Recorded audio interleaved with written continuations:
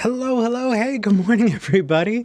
Thank you so much for joining me. It is November 10th, 2024. I'm Eric Murphy. This is my cat, Moko. This is Skeptic Generation. We need to talk, you guys.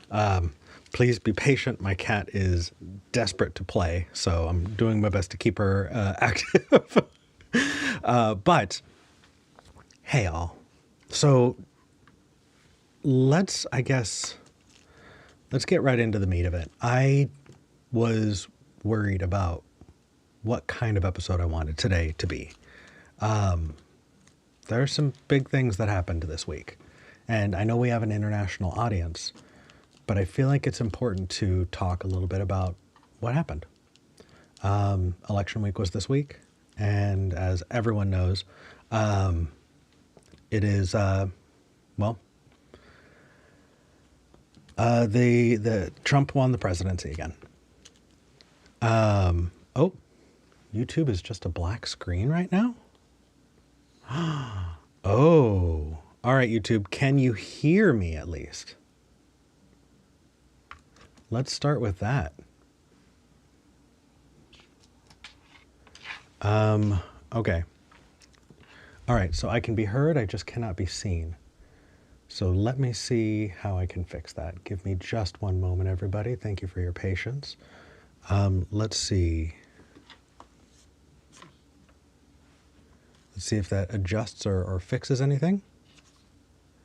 Hear yes, see no. Oh no, you guys. What's going on? All right, I am working on the video out. I'm going to find out what's going on, and just stay patient with me. I apologize. Eric is as dark as our future. Oh gosh, I'm reading the comments. I'm like, no, that's not good. I don't like that. Let's see here. I'm going into the YouTube settings to find out what is going out and why there might be a problem. Thank you for sticking with me. I will be just a minute. For people who want to watch, I am also on Twitch. So if you want to see me panic in video, you can go there. But I'm wondering why it's not going out to YouTube. So stick with me while I figure this out. Let's see. I'm going to try and set up a new video, and if that doesn't work, then I might need to restart the stream, which would really bite. But we'll see what we can do here. Let's see if that changes anything. I've changed the video output, and still nothing. Okay. I'm going to need to restart my streaming. Let's see if this... I'm reconnecting streaming software. And we're going to find out if that has fixed anything. Oh, this is embarrassing, you guys.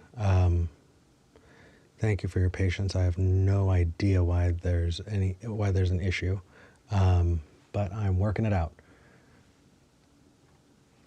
Okay, so that's still not doing anything.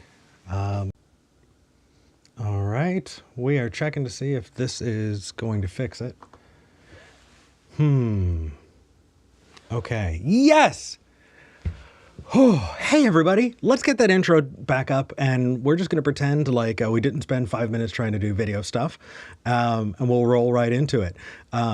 Hey, if you wanted to call in, we've got an open line. Love for you to call in the meantime. But here's the intro, and let's pretend this never happened.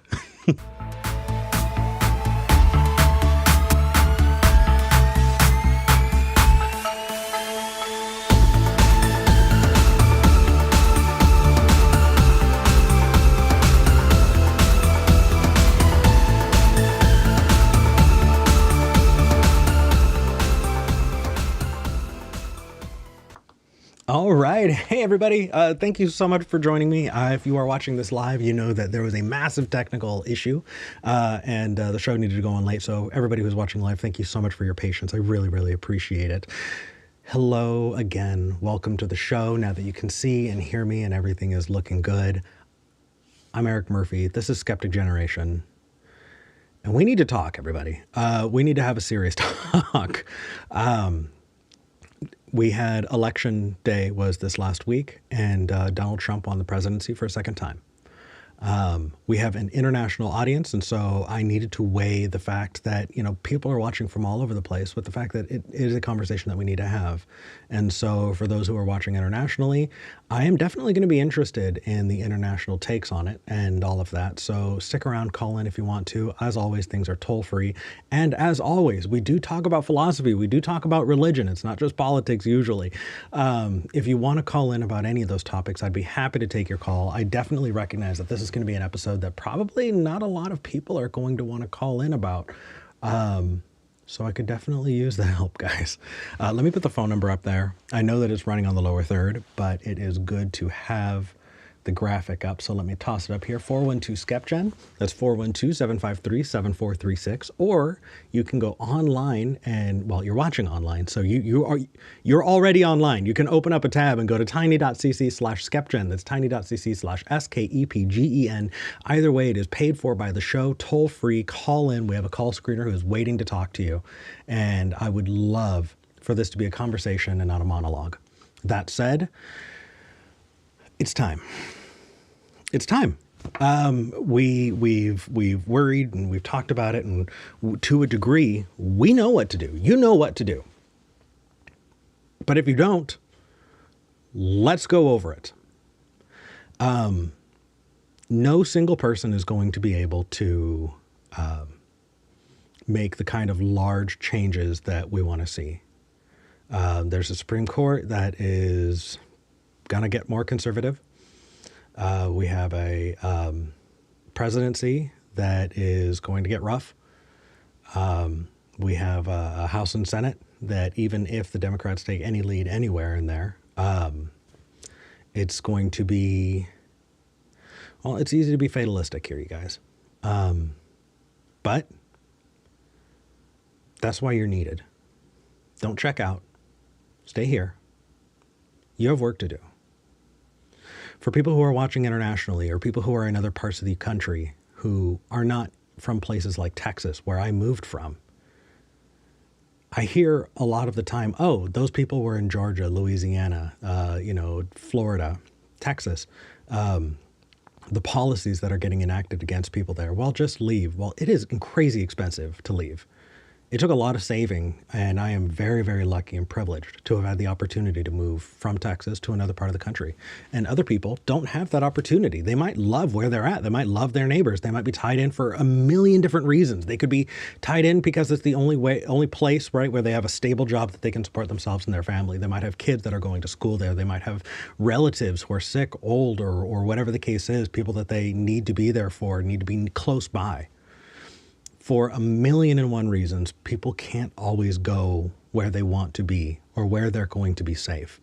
And because of that, we need to be there as their neighbors. We need to get involved. And if you are wondering, if you're feeling helpless, if you're feeling anxious, now is a great time to find somewhere to plug in. You do not need to have money. There are a number of people close to me in my life who are getting involved in soup kitchens. And in, community aid networks who are, if they do have money, kicking in to help relocate people who desperately need it, or getting medical care for people who absolutely need it. Unfortunately, given everything that's going to be coming up, I'm probably going to need to be a little bit more tight-lipped than I've been in the past. And that's just me needing to take care of me. But that doesn't mean that I don't have strong opinions. It just means that I want to stay on the air. I want to be able to keep doing that. And that means that I need to weigh, the consequences of what I say and make sure that I'm not getting myself in any kind of trouble. So if I'm not as angry as you are hoping, recognize that I want to get stay on the air, keep this channel, especially when it comes to politics. I already know that just based on the keywords alone, this video itself, this live stream is going to get shadow banned. I'm sure it's not going to get a whole lot of traction. If you want to test that, please consider, hitting the like button, hit subscribe if you haven't. Let's see if that's not the case, but I'm pretty sure it will. I'm pretty sure it's absolutely going to happen. So what do I have to say that's so explosive, that has the potential to get not, a lot of traction or to be hidden by an algorithm? Well, I'm going to be talking about the fact that for people who are marginalized in this country, it's going to be a rough couple of years. And I know that if you are part of a marginalized group in the United States, you're really hoping that your neighbors are going to be showing up, that your friends are reaching out, and that they're going to be there for you. And so I want to say that for those people who are close to me in my life, I am. And I'm listening. And for those of you who are watching, I hope you are too. I hope you're listening. Reach out to people. If you're feeling hopeless, I guarantee you other people are too. Reach out to them, form communities. Two things happen when this kind of big political change happens. And we can be a little bit hopeful. So personally, on a purely selfish front, to give, full transparency, programs like mine, atheist, skeptic content, tends to do really, really well under a conservative president. Don't believe me? Look when the four horsemen of atheism, Dawkins, Dennett, Hitchens, Harris, they became really big during the Bush presidency. The first show that I started, Talk Heathen, and when there was a big kind of revival of atheist content, was after 2016, when I was at the ACA, right? There are big spikes. We're going to see that because we do need to build and form communities. So selfishly, I definitely can see that going well, I guess, which is nice. But also people pay attention. There are things that went wrong in the last 4 years that we should still be able to nitpick. Just because it's not a Trump president, it wasn't a Trump presidency, the last 4 years, doesn't mean that there are things that we were okay. Doesn't mean that there weren't things we were upset about. We're upset about a lot. And you should be. At no point do I want us to settle for not the worst. We absolutely still should be holding to our principles, and expecting the best. And I don't know what that's going to look like, but it's not going to look like anything if we're not there for each other, if we're not together building community. And it might just sound really, really simple. But that's because, well, let me rephrase that. It might sound very simple, but that's why I wanted to open that up for this episode. I wanted people to be able to call in and talk a little bit about that too. Of course, I want to talk about philosophy. Of course, I want to talk about religion. Of course, I'm happy to take the regular calls, but I'm opening this episode up in a way that it normally isn't, because it should be talked about. So buckle in. I see that we do have some callers, and I'm really, really happy about that. So why don't we start by talking with Freya in Illinois. Freya, you're live on the show. Hi. Can you hear me okay? You are sounding so good. Your connection is sounding really, really great. I'm just getting your name in. You know how it is, hosting and producing at the same time. I've got to do both. But while I'm setting this up, talk to me. What topic are you calling in about today? How to have conversations with Christians or about religion in the aftermath. It doesn't have to be limited to just Christians. In the aftermath of this election. Yeah. There are people who, I think that the way we've talked about religion in American life probably needs to change a little bit. Okay, how so? Because it's just, I think there's just kind of this assumption, this background assumption, and it's like in American life, okay, everyone's got, we all participate in the public space. Your religion, it's your private thing that you just like, that's for you, for your comfort, whatever you need, right? Mm-hmm. And the only people who want to push it on the rest of us are the crazy evangelicals or, the crazy, far right Catholic people, right? And, the rest of us, just your religion's your business. We can all just still agree to, vote on the same set of American values, right? And we hope, right? Yeah, that'd be nice.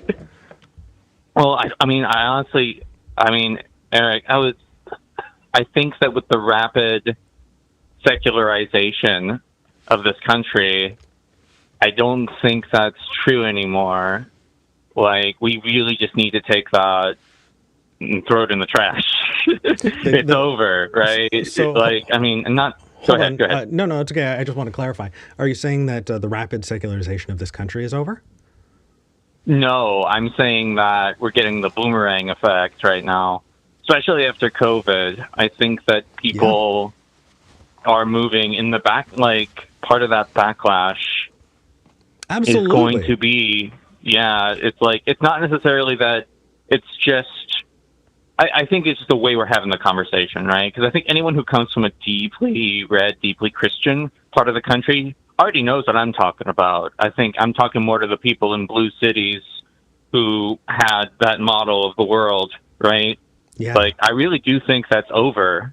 Wow. I think that it's it is a kind of people who, even if they're not necessarily zealots, I think there are people who will want the values that are enshrined in their holy book, the Bible specifically, to just become part of the, just be part of a national consensus again. Yeah. It's the establishment of a state religion and the enforcement of, I if that's what you mean. Can I push back? I want to push back here. Yeah, you can. If I need to clarify anything, I'll wait. Yeah. Well, no, because I'm going to be shifting the subject a bit. So was there anything else there, or did you want me to respond specifically to any part of what you said? Because that sounded very factual. I don't know how much you want me to put, how much I can push back, okay. Yeah. Go ahead. I do think that in red states, there is still there's an optimism that I think we need to get the fuck over. It is childish, and it's about time that we sucked it up. I have gone on record for years as optimistically saying that the arc of history bends towards progress. That is an assumption that I have built because I have seen the progress that humanity has made in a lot of different ways. But I made an assumption that it just happens that way. No, it was fought for. Right. And it can and does and is regressing. And so the assumption that the arc of history bends towards progress is something that we absolutely need to get over. Because it's only going to happen if we don't assume that, Right. And that's something that people in red states need to hear too. So yeah, just pushing back there. It's not just people in blue states. What's interesting is I feel like people have this strong line that they draw between what happens in their community and what happens nationally. They don't recognize that their community is part of that national piece. And if we do get involved in our community, if we do get involved in local, actual helping activism, we can do something about it. We're seeing that, the economy is nuts, and it's just going to get more nuts. Income disparity is going to get worse. We already know that. Right. So how much are we actually helping out our neighbors? I'll tell you right now, I only know a few of mine. And I've lived here in Oregon for a year and a half now. What the hell am I doing? I mean, it's the same way with us. I think we know like a handful of our neighbors, and we maybe only have meaningful contact with one of them. It's like the forces of. Well, it's like okay. I mean, I think so much of our modern society is gearing towards more and more privacy. And on the one hand, it's like okay, when you live with a bunch of strangers, right? It's like and you can choose the people you hang out with. It's kind of a natural consequence. It Right? is. It is. But it's like it is, but that isn't how human beings have historically built community for the last 10,000 years. No. It's like I mean, No, and also I feel like no, I feel like you know what this makes me think of. Honestly, this makes me think of playground politics. Yeah, I think we became the mean girls. And I think it's about time we recognized that collaboration requires patience and it requires acceptance. The example that I'm thinking of is I remember in my friend group in the neighborhood, the other kids, there were kids I did not like in my friend group. Right. They're always that kid that just really tagged along, and we brought them, and we didn't create, tests to kick each other out. Who did do that was the mean girls. The mean girls were the ones who said, I'm not your friend anymore. And also, if you're her friend, you're not my friend.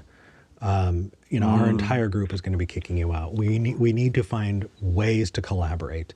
And a big piece of how we're going to take care of our communities, which is what's really fucking important, is collaborating with people we don't necessarily like. And that this is just the case. If you see that, who is helping in your communities are churches, go volunteer with them. If anything, you'll be the face of somebody that goes, hey, you vilify people like me, but I'm right here up to my elbows in making rice and chicken, hot dogs, and whatever else, right? I'm up to my elbows in dirt, and in trash as we're cleaning up this highway together, as we're, helping the disabled in our community. I'm right here with you because I care about it just as much as you do. Building those collaborative groups is what's going to allow us to be more effective as a large group. And also, holy crap, even if it's not, you made the world a better place by doing it. Yeah. So let's do it. I'm sorry, I'm just talking at you. I apologize. It's just, I think we're in a place where a lot of people are feeling very disempowered. And so when faced with all of the things that you can do to feel empowered, to feel like you're actually boots on the ground doing something, it gets hand waved away. And it's bullshit. Yeah. And it's like, look, I honestly think that the rise in authoritarianism and the nostalgia for a societal religion, I think it's because people have been missing that, and it's like, I mean, because we haven't really constructed a good alternative to the way our communities used to be. So you've got people, either... Go ahead. I just kind of want to push back because I don't know about the way your community used to be, but the community that I was part of sucked. The community that I was a part of was incentivized to tell on each other and thought police each other, and absolutely created systems that allowed for things like spousal and child abuse. Oh. And so we long for the times that didn't actually exist because in reality, the way things were not better. They were just different. So why don't we create the community that we pine for, and instead of looking back with rose tinted glasses on what was, Yeah. No, I agree with you. I'm not. I'm trying to get into the mind of someone who would pine for that. I'm not saying it was actually better. I mean, keep in mind, like I grew up, the way I grew up, it's like most my very deeply dysfunctional, not good family system, and my church. We were both very deeply Christian. But of course, my church was Christian.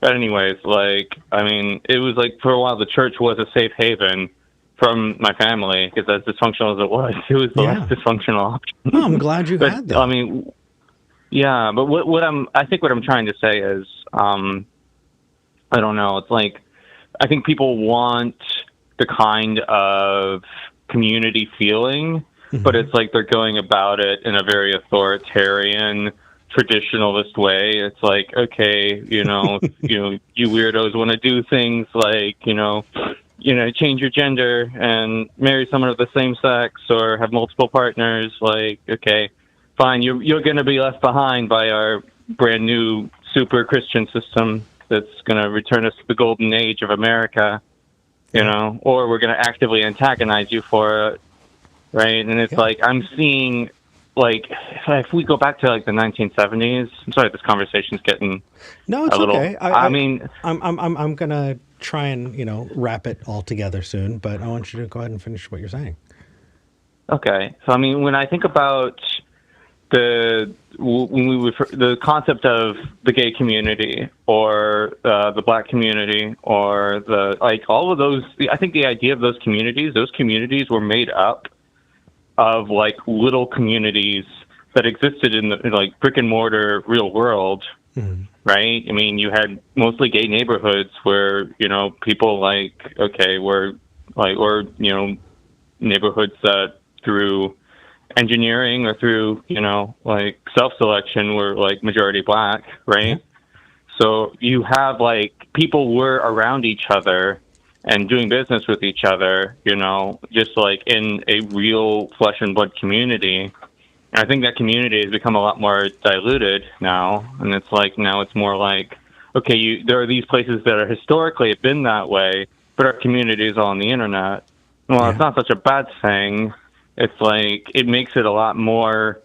Um, I guess diluted is the word I want to use.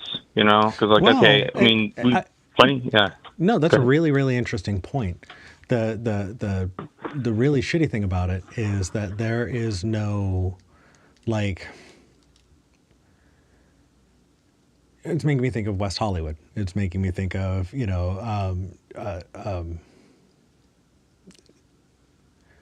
certain. I'm sorry. It's making me think No, it's about okay. those brick and mortar places that are gathering grounds for marginalized groups. And what really sucks is when we built that online, they're not around anymore. For those early groups, Mm. those GeoCities groups are dead. Twitter, people have left. Facebook, people have left. The places where we built those things, those structures are gone. And Mm. so we don't even have that as a meeting place anymore. We need to find each other over and over again. I think that's Mm. actually a really, really good point to bring up. Honestly, I think that's something that I would probably end the conversation here on is I had way more other things to respond about, but just that we need to keep an eye out for what platform is getting used next. We need to find each other, Mm. and we need to build communities that Okay. are going to last. And we haven't done that. Now, that said, we're saying we in a way that I want to emphasize to the viewer. Freya, you're not an atheist. Mhm.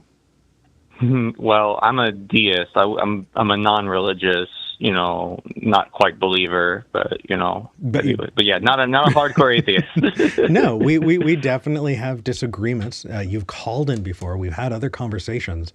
And that said, we're saying we because you and I are in community with each other still. And it's a great example of what we're talking about. Building those alliances with each other so that we can be there for each other because that is what's going to get us through this.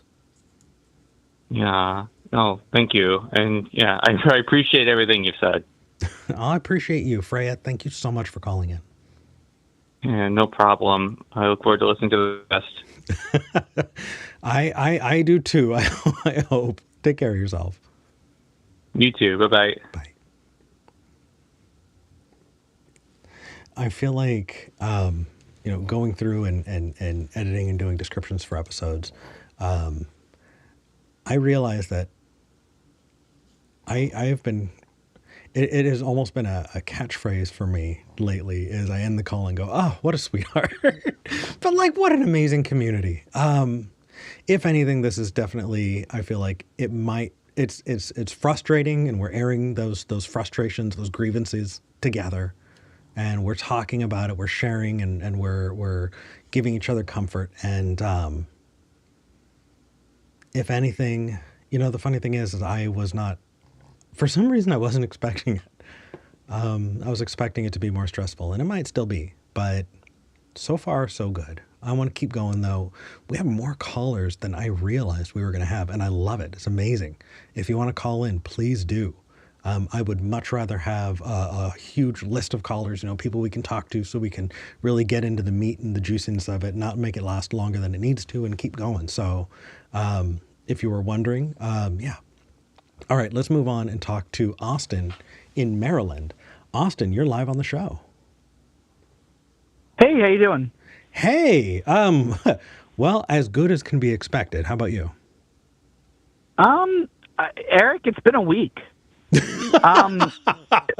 Understatement of the year. Yeah. Yeah. I think that's kind of just where I fall right now.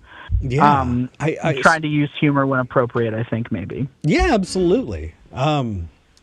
So I want to put a big asterisk on your call first, because Sure. Your call, in the notes, it says how to build communities and resist in the next few years. Yes. Let's make sure that we're using language that is going to be good for the two of us personally, too. Okay. You know what I mean? We can allude Sure. and all of that, but I feel like there's an administration that's going to be coming into place that has no problem with curtailing the freedom of speech. I agree. So talk to me. What's on your mind?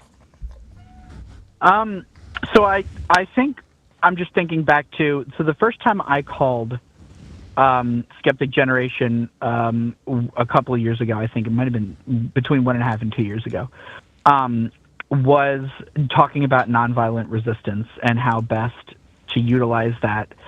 And at the time, I was thinking about, trying to protect queer communities in the light of, just resistance from, neighbors and, hostile states. I didn't necessarily think that we'd be back at the national level. I thought that we had all looked around and said, well, this was a mess, and we moved on. Granted, we moved on to Joseph R. Biden Jr., which is a very different thing. Yeah. And, I guess for me, when I think about, because you talked with Freya about, kind of building communities and things like that. And I think for me right now, what I'm thinking of is being able to protect my family and my kids while also being able to resist what's about to come in favor of, people who are going to be categorically disenfranchised across the board, even more so than they are currently. Yeah. And I guess what I wanted to talk about is, in light of all of those factors, obviously it's not a thing where we can, just sit idly by. It's going to involve us taking an active role. Yeah. But I guess for me, I just wanted to get your opinion about, what is that going to, in your opinion, what do you think that is going to entail? Yeah. And how should we be, we have 2 months of, I guess, just time to prepare. What do you think the next 2 months should look like for those of us who are going to need to start resisting on a level that we've never resisted before? Yeah, resistance can look a lot different than people think. People think that I don't want everyone to think that resistance looks like what happened in France during Charlie Hebdo, or during any other, major protest issue. I think that what people need to do, number one, is sit down and evaluate what your skill set is, what you have to offer. What are you good at? Me personally? I'm sorry. Why not? No, it's okay. What's something that you're good at? Maybe it can be professional, maybe it could be personal, but what is a beneficial, useful thing that you have? I can go first if you'd like. I can definitely share after you if that's okay. Yeah, absolutely. I have no idea how to lead a protest. I have no idea how to effectively write, press releases. I have no idea how to create, the economies of scale that can be used to feed people and house people. The skill set that I have is I know how to make content. I know how to make videos. I know how to launch podcasts and all of that. And I've done it professionally, and I've done it as a coach for people who want to start their podcasts and all of that. And one of the things that I'm going to be doing is I'm going to be going to communities, areas where people need their voices heard.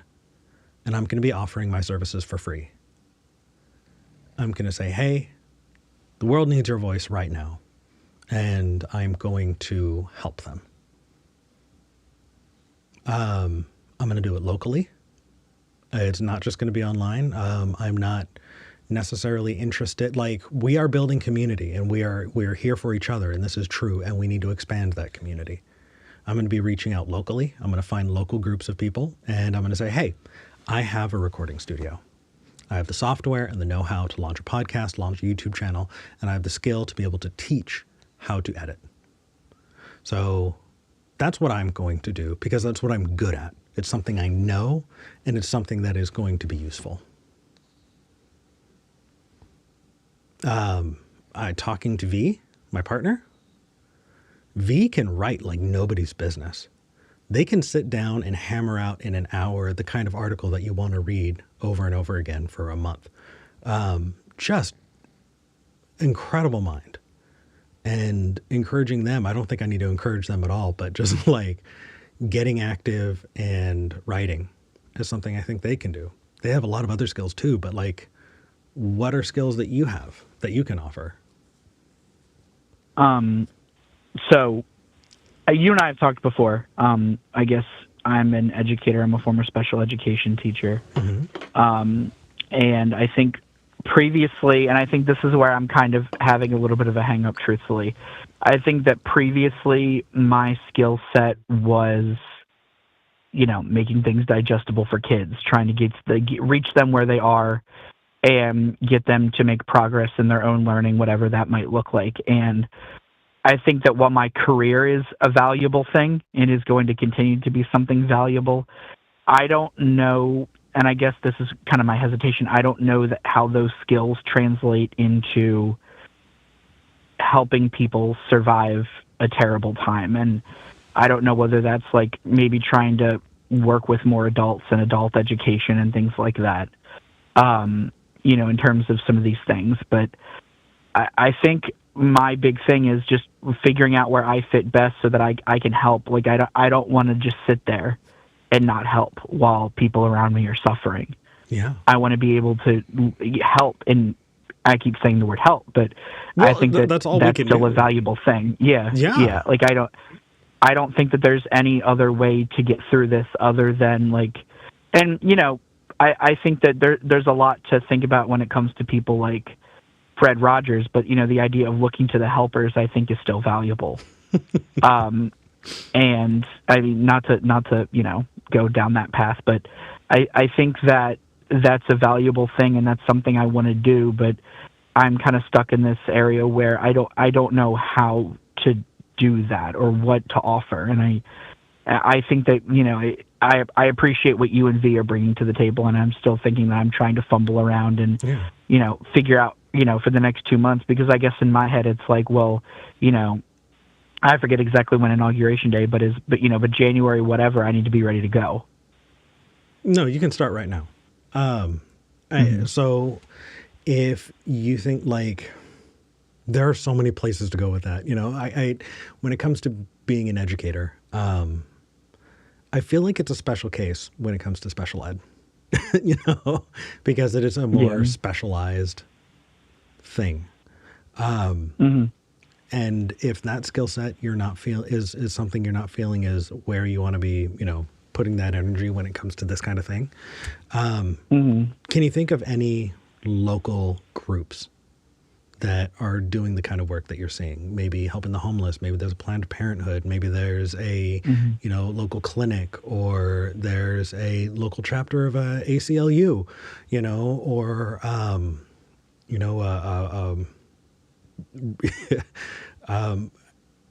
safe places for people who are getting away from, I don't know, abusive spouses or whatever that case is. Can you think of anything, or is there any groups in your area that you think might fit that description? I'm sure there absolutely are. And unfortunately, immediately, I don't think anything's coming to mind. No worries. I live in this weird... Go ahead. Oh, I'm sorry. I did not mean to cut you off, Eric. I apologize. No, Austin, there's a delay, and you absolutely didn't, and I promise I'm not trying to do it to you either. You're good. Go ahead. No, it's all good. I live in this weird red splotch in a very... and not even very anymore, because I guess we need to redefine what blue state means. But I live in a very red splotch in a blue state, and unfortunately a lot of those things are a little bit further away from me. But there's definitely something, and I think that might need to be the first step in trying to figure out. And honestly, I appreciate the idea of starting right now. Yeah. I mean, preparing and being ready. Well, I mean, just imagine if you were to call, local chapter of ACLU, or if you were to call a local chapter of a group that's helping, homeless teens, people who are kicked out because they're trans or whatever the case is, and you called them up and you said, hey, how can I help? What can I do to volunteer? Yeah, no, I absolutely. And I think that's probably going to be the path forward, truthfully. Yeah. And for people who, for whatever reason, can't leave the house or something like that, there are other ways that you can do things at home. My go-to for years has been Recovering from Religion. I feel like peer support networks like Recovering from Religion is a great place to be able to help people on an individual level, taking care of them, and it's becoming the person who answers when someone in crisis calls is really important. And there are crisis centers that need volunteers, peer support groups that there's not enough people on the other line answering the phone. They'll train you. They will get you up to speed. They'll get the programs that you need or whatever the case is. And you don't even need to leave your house. You don't even need to be putting on pants.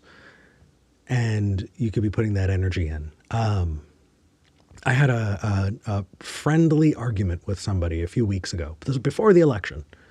They were trying to make the case that political activism, specifically a certain kind of protesting, needed to be so at the front of things that people who are still talking about religion or atheism are actually taking away from it.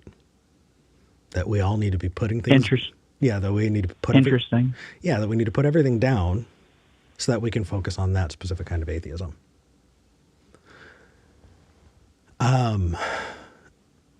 I don't know if we're the same age or if I'm older or you're older, but do you remember the conversations that were had before gay marriage was made legal? I'm younger than you, okay. But I do remember a large degree of that. I was born in a year that started with a 19, so I do remember a lot of that. So one of the big talking points that was brought up was there's a war in Iraq and Afghanistan. We have troops overseas, and why are we talking about gay rights when we should be focusing on all of, the freedom that needs to be given to the people and the support that needs to be given to the troops. We're not focusing on the important thing, which is the war. Let's deal with it when we're in a time of peace. Let's, one thing at a time. And it was a great way to shut people up, and not deal with things. And what I started calling it was a cause du jour, right? What flavor of cause is important to you, right? There are people who are incredibly active, and their whole thing is, trans rights, gay marriage. Specifically, maybe it's helping homeless trans teens. Maybe it's helping the unhoused in your community. Maybe it's getting involved in supporting local unions, or something like that.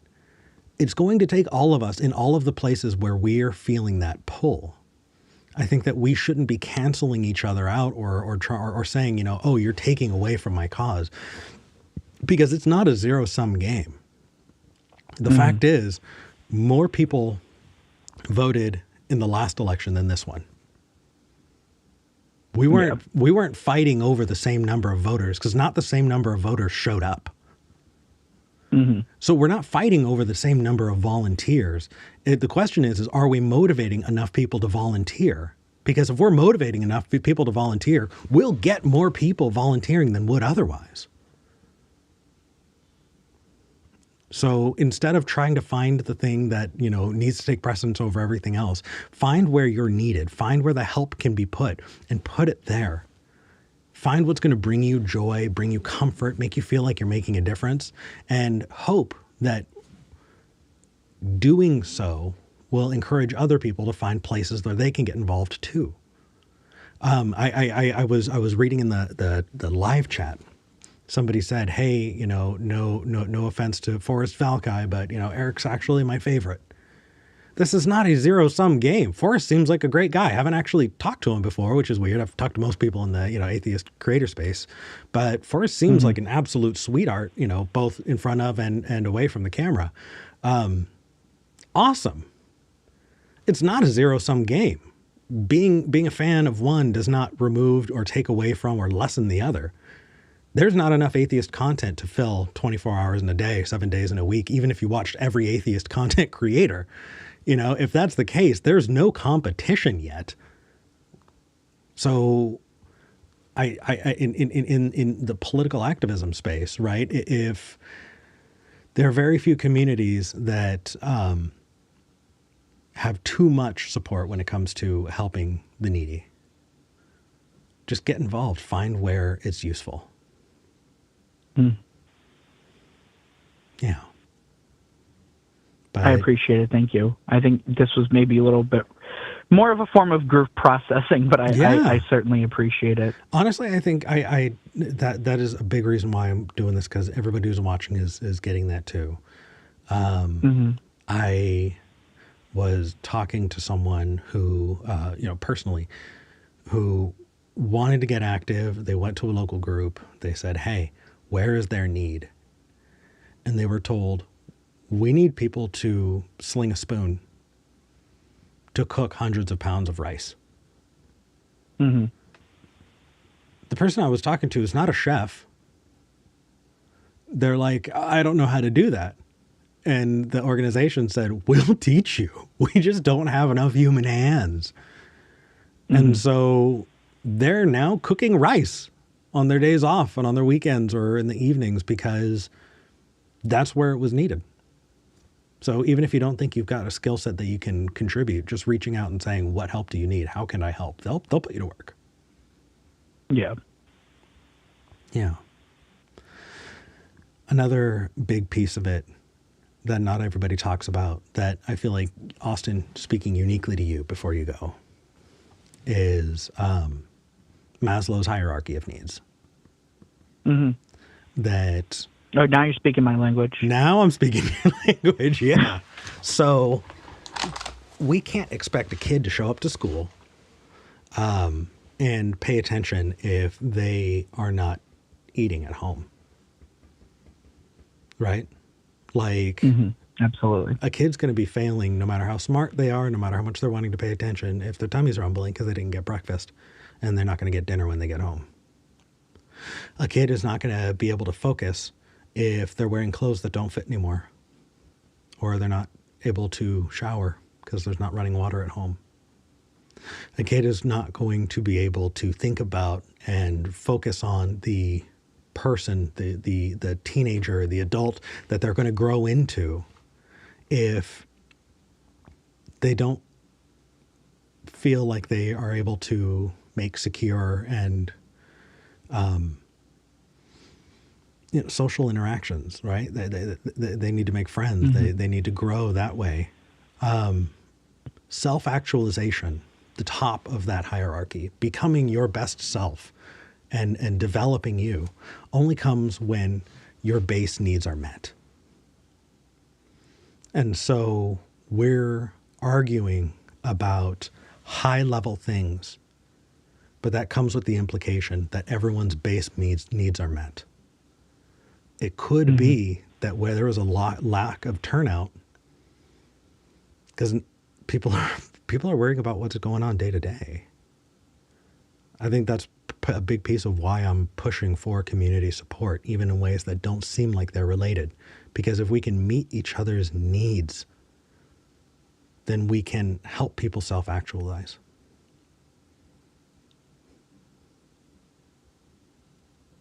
Absolutely. Did I say that all right? It's been a while Yeah, since sure. Yeah. So, Austin, thank you for calling in, and big hugs. Yep. Thank you for having me. I appreciate it. Thank you.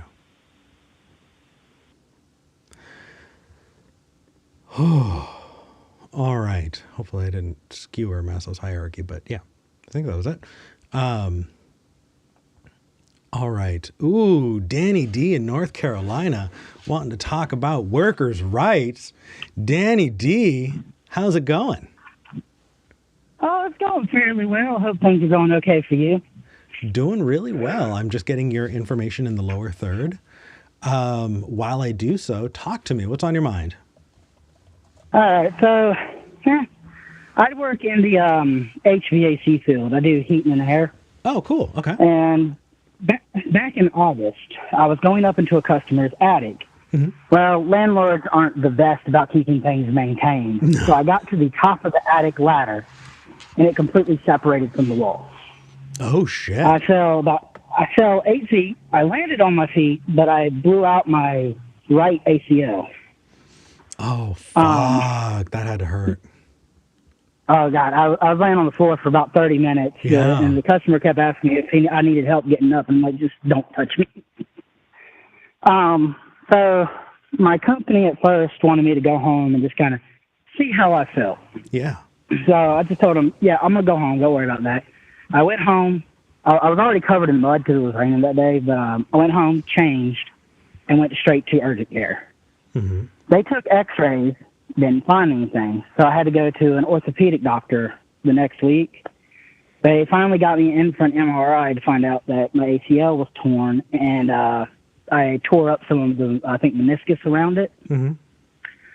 So my company finally pushed it through workman's comp because they were trying to get me to use my insurance first. Oh, we'll back pay everything, which I'm like, first I'm okay with that. And then it's the biggest hassle to get workman's comp started. Oh, it is. Absolutely. They finally did it. But one, workman's comp doesn't pay full wages while you're out. They only pay up to like 56%. So my concern is already, though, with wage. Trump talks, he was talking with Elon one day about breaking unions and stuffing up protests. I'm like, that's coming after workers' rights already. Oh, yeah. And if they start coming in and start saying, oh, well, companies really don't need to pay for these things anymore. I'm not just concerned for me, but I'm concerned for everybody that comes in behind me, because those rights right now, we're still fighting for some of our workers' rights, and it took us forever to get to this point as it is.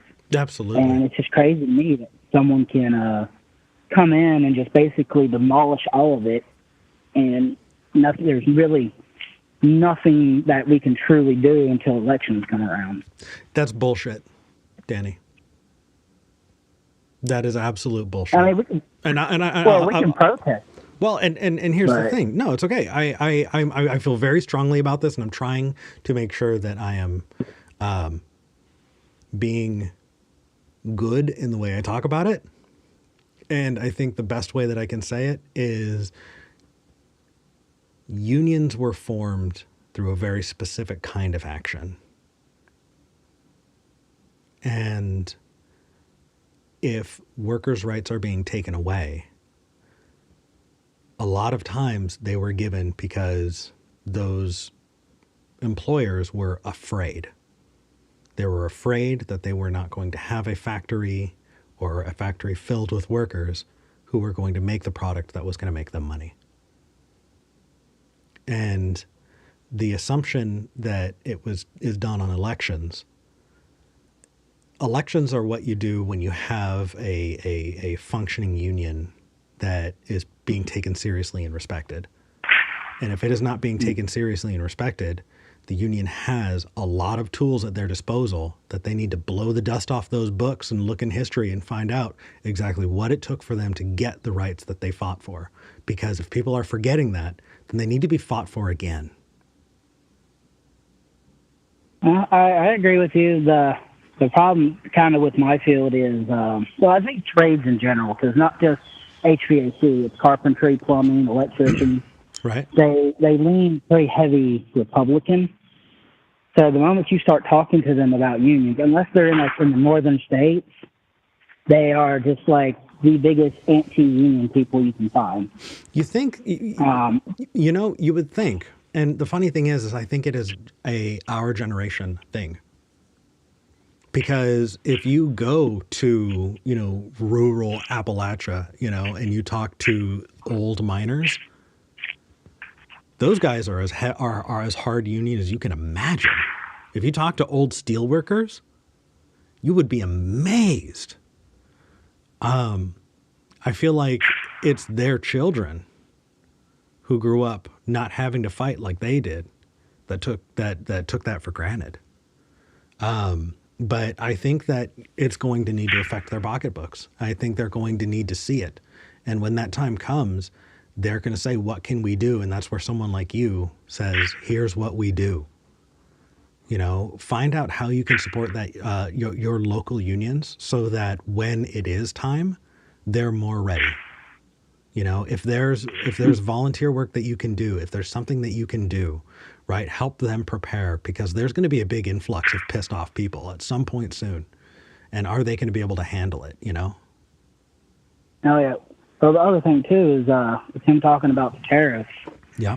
Unfortunately, a lot of our HVAC equipment isn't manufactured in the United States.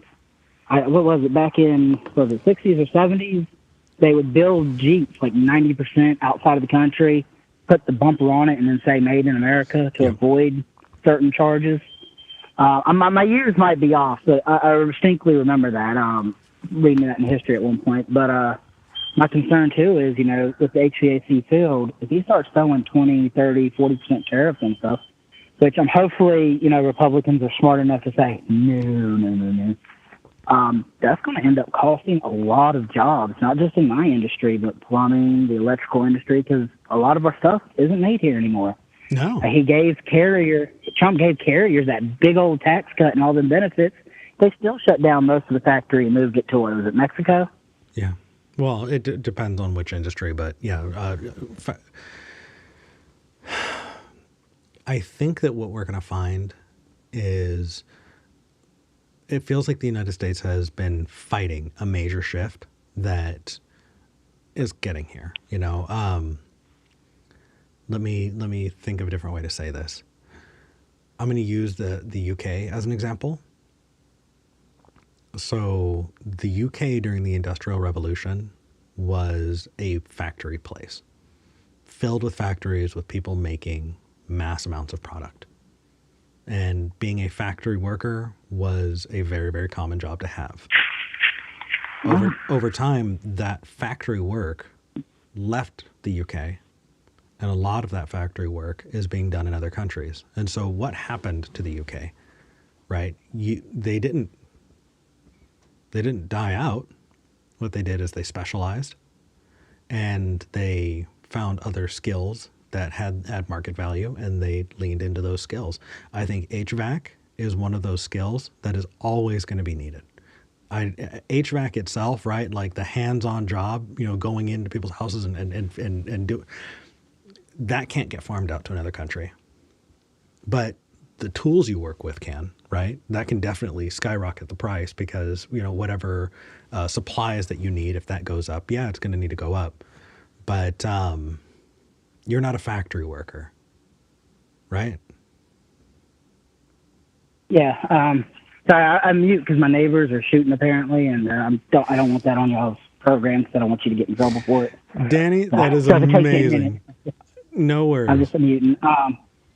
Yeah, but I guess part of my concern with it too is like, during COVID also we were talking about essential workers. We were talking about people working in hospitals, grocery stores, things like that. I kind of feel like the trades got left out of it because I was at the hospitals fixing their air conditioning, putting in air purifiers. I was going to people's homes that were lying to us saying, "Oh, everybody's fine," but you get there, they're all masked up, wrapped up in blankets, and you can tell they're sick as a dog. Yeah. And it's I don't know. It feels like for the last couple, and our trades too have been having less and less workers. I've had a few kids come up to me and say, "What do I think about college?" I'm like, "Go to the trades." Like you say, you really can't ship the trades out. Most places too, you can go to most companies and say, "Hey, I want an apprenticeship," and you can get into an apprenticeship program. You're not going to make the most right off the bat. Oh no, you're still going to make a shit ton. You're still going to make a shit ton. You don't make. Well, I have I was going to say I have a younger brother who got into plumbing. And he was 19, got apprenticed, and was making 70, 80, 90,000 a year. Yeah. But the issue is too is the work. As I was telling the screener, some people just can't take it either. The attics I've been working in are like 165 degrees during the summer, and but we don't have enough people to fill the industry. Yeah. But it's like also when I got hurt, I wish I could have recorded it because if I could have recorded it, I would have gotten a lawyer on it. But my boss came in and like the week after he was talking about, if you're fat as hell and the attic looks old and wrinkly and you haven't seen your penis in years, you should think about before you go up it. And those are basically his words right after I got injured in a meeting in front of everybody. Now I know I'm fat. The fat doesn't bother me. It's the fact that, instead of compassion for someone who got injured, you're demeaning them because your salesman didn't do his job of making sure the attic was fine, and the landlord didn't do their job of maintaining the property. Because the crack that was in that attic, you couldn't see it till you got to the top of it. And by the time I got to the top of it, it was too late. Yeah. I definitely... There was a time when the trade unions were the scariest motherfuckers on the block. And you need to bring them back. I don't think it's a ought thing. I think whether we like it or not, it's going to, number one, I think it's inevitable. And number two, it's going to feel like it's too late. But it's only because it's going to feel like it's too late that people are actually going to get their heads out of their asses. Oh, yeah. I think it's going to happen. I think it's something to look for. And I think it's something that, like, the problem is we were all hoping that it was going to be handed to us. We were all hoping that, people were going to just go, "Oh, you've worked for this company for 40 years. We respect that. We appreciate it. We're going to throw you a retirement party. Here's your gold watch and the retirement that you've, saved for the last 40 years." That is just not the case. Hopefully not a Trump gold watch. Honestly, there's no gold watch. I was talking to a person who was a dock worker for over 40 years in Portland, right? Spent his entire life on the docks. And 2 years before retirement, he got laid off and was fucked. No party, no gold watch. I think nothing. Truthfully, like our party, the Democratic Party, kind of the left, You need to come out and push for definitely laws that say, hey, unless you have a valid reason to shaft somebody 2 years before retirement, you got to pay them their last 2 years to let them retire. Because they're doing that just to avoid paying the retirement. Absolutely. And now, if they do something wrong, fire them. Then they did something wrong to fire them. But you can't shaft people because you just don't want to pay them. No, and that is a right that has been rolled back, and it's a right that's going to need some serious protests, and it's going to be amazing to see. If anything, I think that this election, if we want to be optimistic, is going to fast track that happening. Yeah, because a lot of I've seen this before too. A lot of Republicans really don't realize something until it, like, I feel as us on the left. I'm not going to assume where you're at, but I think you're probably pretty close to where I am on the left.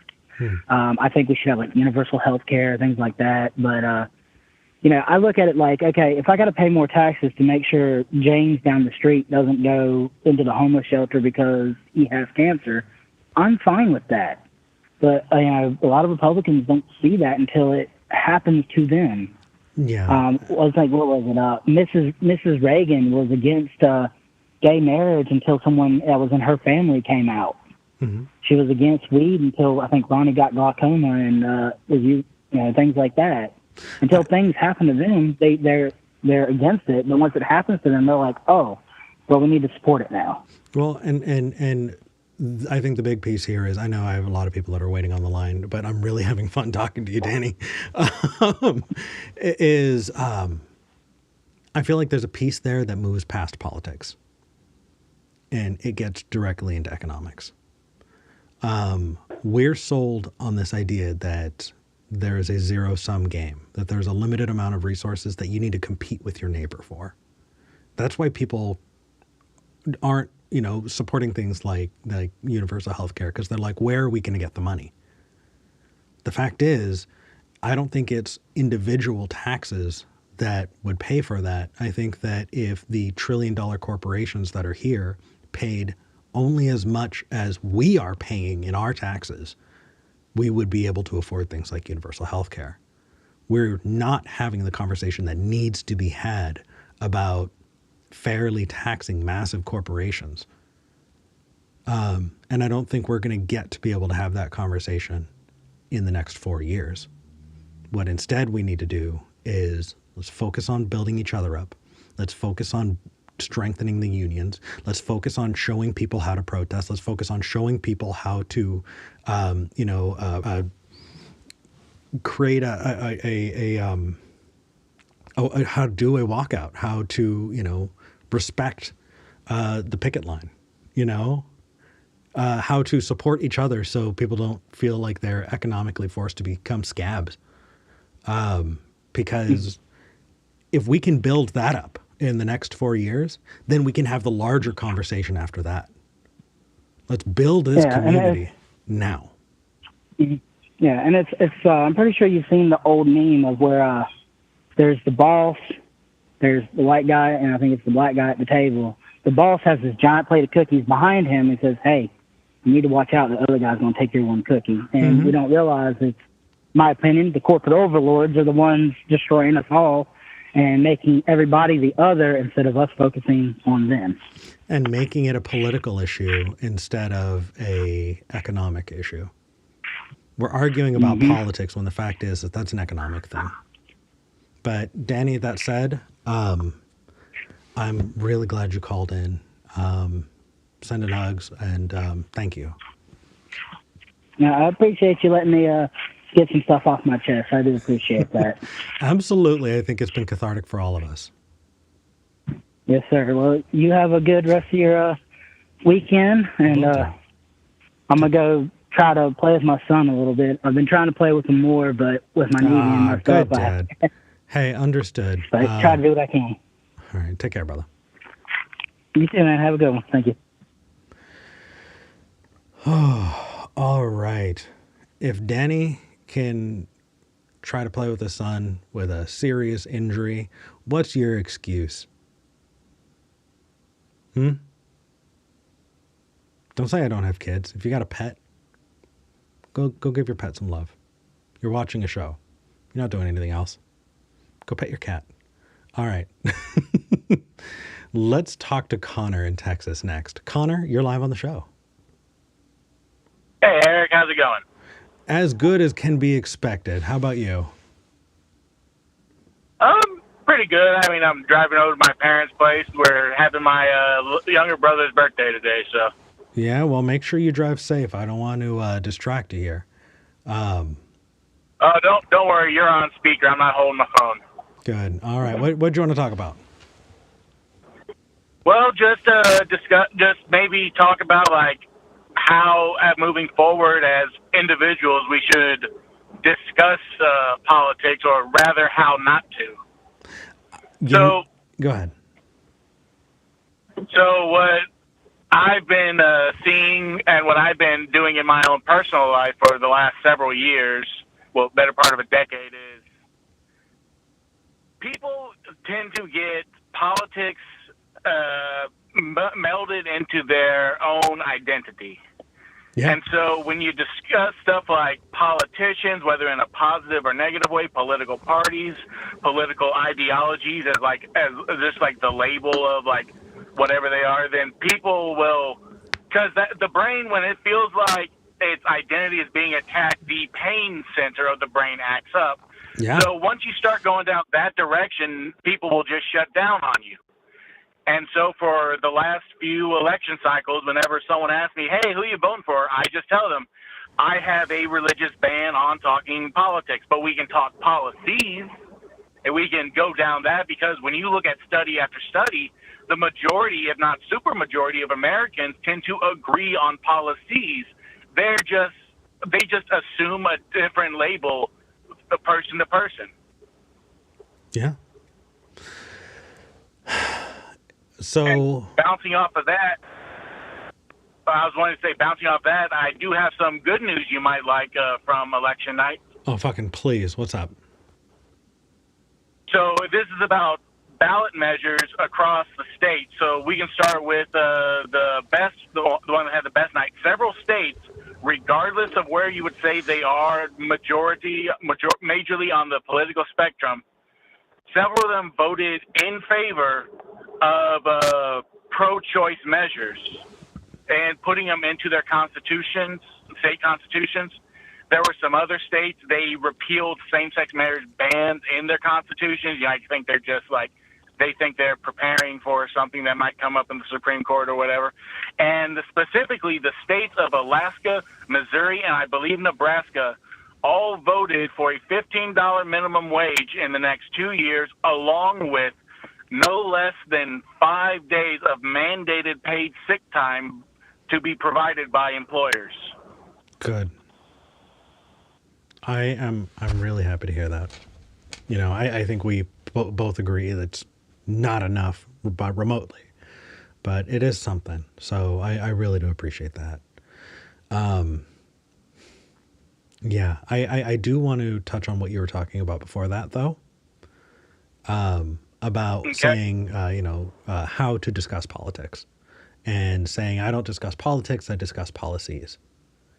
I think that... Well, personally, Go ahead. I do find it has improved conversations and interactions with people in my life, both on personal and professional levels, so that we don't get bogged down into, let's say, shouting matches. Yeah, absolutely. And we will more likely find stuff we agree on. And if that is the goal, then I think you're absolutely right. Well, that is a wonderful tactic. What I want to avoid is people saying that that's the only way to have that conversation, because I feel like people are going to be grateful to have a respectful conversation with you, especially if they just finished having a shouting match with somebody else. And so I don't want to shut the person up who's having shouting matches, but if they're hoping to make friends and come to agreement, that's not the tactic for it. I think it's going to take all of us, and I think it's going to take all different strategies in order to get there, in the same way that, when I'm talking about atheist stuff, and people say, oh, Eric, this calm, relaxed, ongoing conversation, that's the way to have the conversation. You shouldn't be angry. And it's just like, it's going to take all of us. It's going to take all of us. There are a lot of people who are angry, and it's through angry yelling matches that they finally start thinking about things a different way, you know, and there are a lot of people who are completely turned off to that, and they like stuff that I make. And so I think we just need to set our expectations for what they need to be. If somebody wants to yell and all of that stuff, and as long as they know, hey, they're probably not going to get anywhere with family and friends. They're probably going to be avoided, you know, but they're riling people up. Cool. As long as you know that's the impact of what you're doing. Yeah. Well, even like times when I visit my parents, you know, let's just say my parents, they watch Fox. So I'm not going to go into detail about that other than like, you know, if I'm just walking through the living room while they have it on and let's say someone on the screen is complaining about China or something, then like the most recent thing I did is like, you know, this makes me think of like these new innovative research and technologies that the Chinese researchers have developed. You know, just like do something like in a positive manner to counteract a negative thing. Yeah. Well, and also specifically like your approach, right? If you want to have those respectful discussions where you're making progress. I had a conversation with a grandparent who had been, this was a few years ago, you know, when the upset was about critical race theory. And this grandparent was like, Eric, what do you think of all of this, you know, teaching transgenderism to kids in schools and, you know, critical race theory and all this bullshit? I can't believe that. You know, what do you think about it, Eric? And my response was, I think that kids should be taught age-appropriate subjects. And they're like, yeah, you're right. Absolutely. I said, okay, so what is the age-appropriate thing to talk to about kids when it comes to gender? Well, nothing. Really? Nothing? Because at every age, there are appropriate things to talk about. You know what I mean? So yeah, like not discussing the politics as a whole, but as you said, the policies, right? Or if, you know, someone's just complaining about China, I like what you said, right? What are those specific things? Let's talk about the individual pieces. I'm sorry. I just said all of that just to reiterate what you already said. Connor, I agree with you.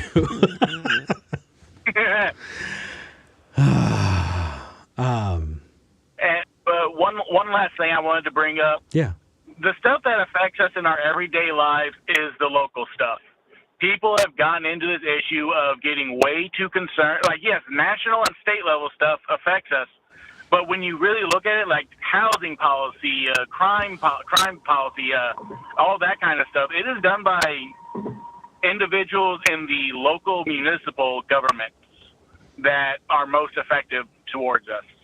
Like another two cities or two municipalities here in the Austin area voted to decriminalize weed. So that is, and yeah, we don't have it across the whole state, but I'm kind of like, and that's up to like 10 or more localities just in the Austin area that say our police aren't going to aren't going to do anything to you about this. Yeah. And people don't really realize just how important, like, let me see here. I'm pulling up my local stuff. So when I look at in my city, I'm in Portland, Oregon. The person who got the mayoral seat, they got 60,000 votes. Like the population of a neighborhood is enough to swing the vote. You know, I am well aware. My hometown, like whenever it's something for someone to get elected to city council or something, like there are 15,000 people in this town and 500 voted. Mm-hmm. Yeah.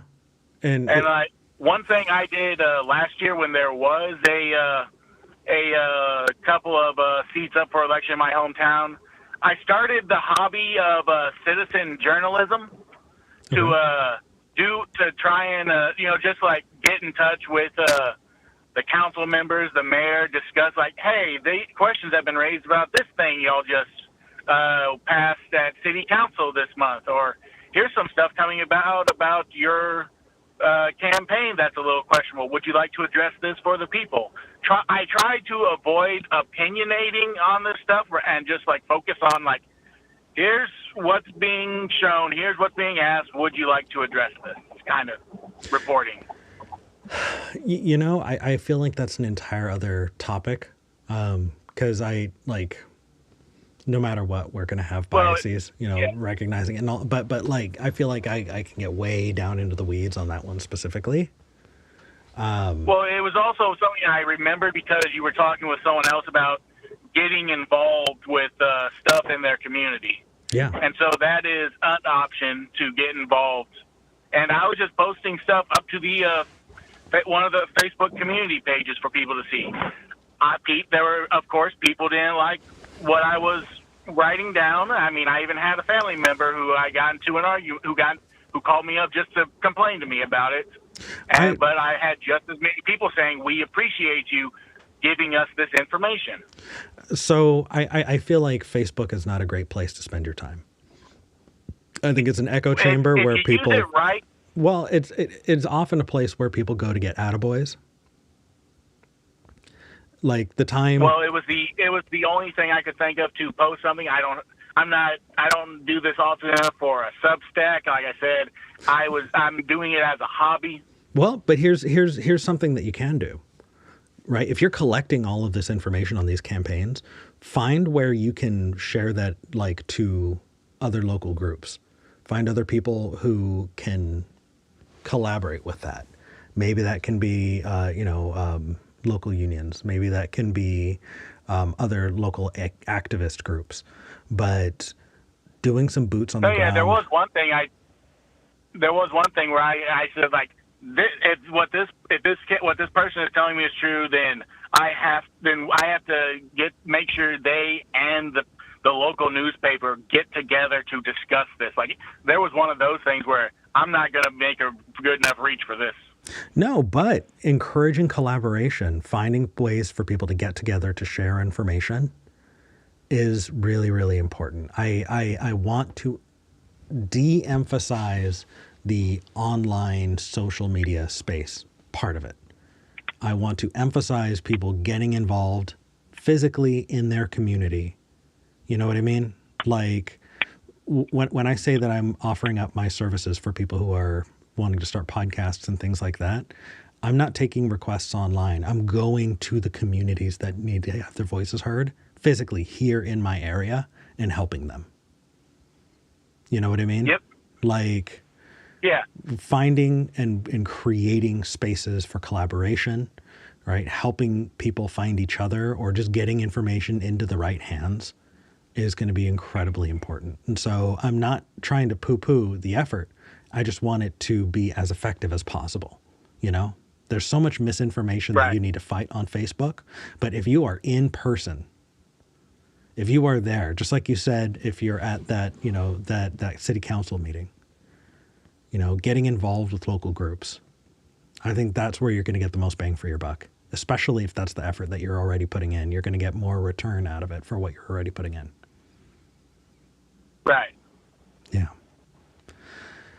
That said, it's time, Connor. It's time to keep doing that. It's time to get involved. It's time to reach out and build those connections. And so I'm glad you're already working on it, and I just encourage you to get as much bang for your buck as you can by reaching out locally. Of course. Thank you. Absolutely. Take care of yourself. You too.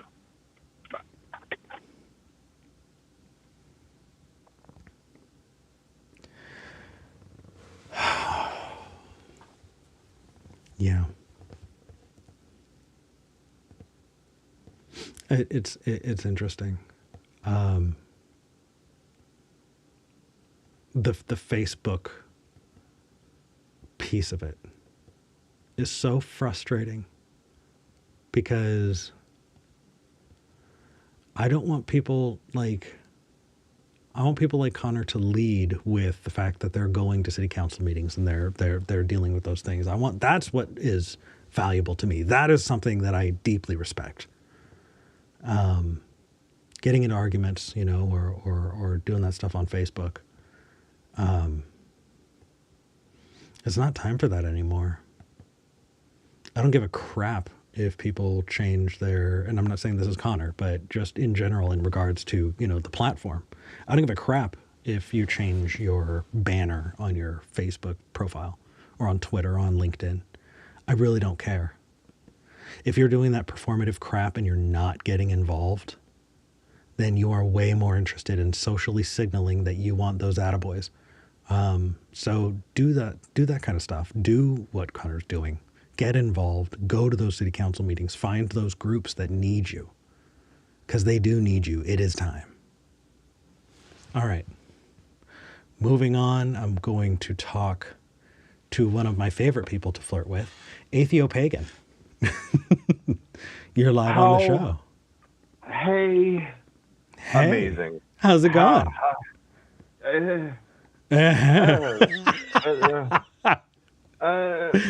Say less, fam. Say less.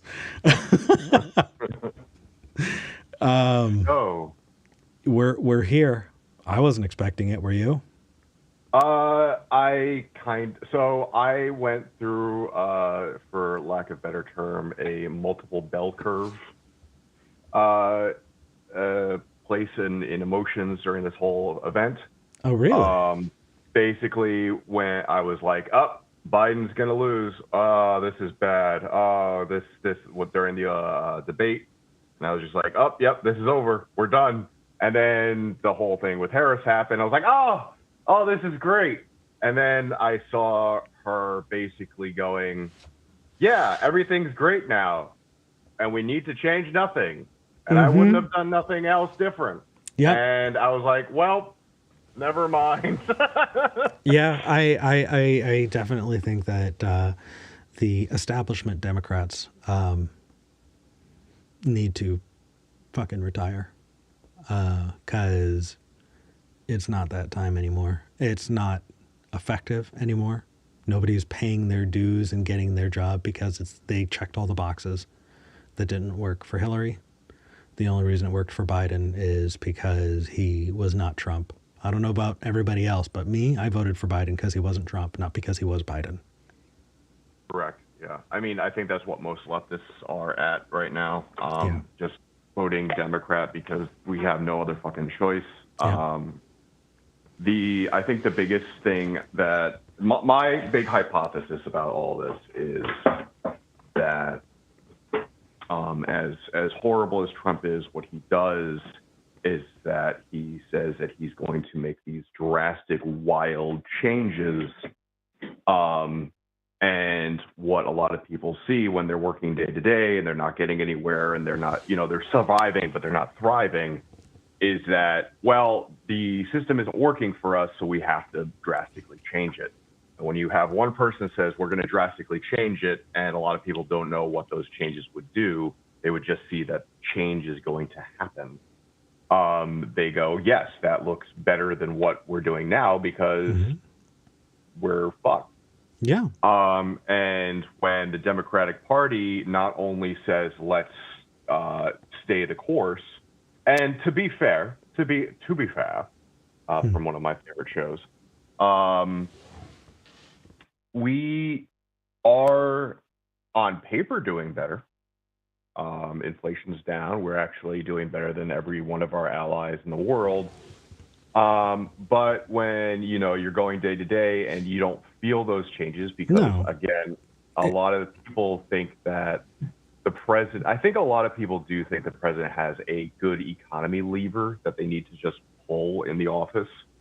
And they just think that Biden's not pulling the lever. What they don't know is that when these policies get pushed, like the Inflation Act and the CHIPS Act and all this stuff, it takes months, if not years, to see these policies get Well, You know, yeah, the tax plan that we're currently in is a Trump era tax plan. It was one Right. that was put in until 2025. But Biden didn't help things by not doing everything he could to stop that. Right. He didn't put it into place, but he also failed us by not repealing it and doing Correct. whatever needed to be done to repeal it. He failed us. The fact is that you're right. People are upset. They're disenfranchised, and they're hoping for change. Right? If we're talking about where a lot of conservatives, I think that people are influenced by simple turns of phrase. Right? I'm socially liberal, but I'm economically conservative. What Yeah. the fuck does that mean?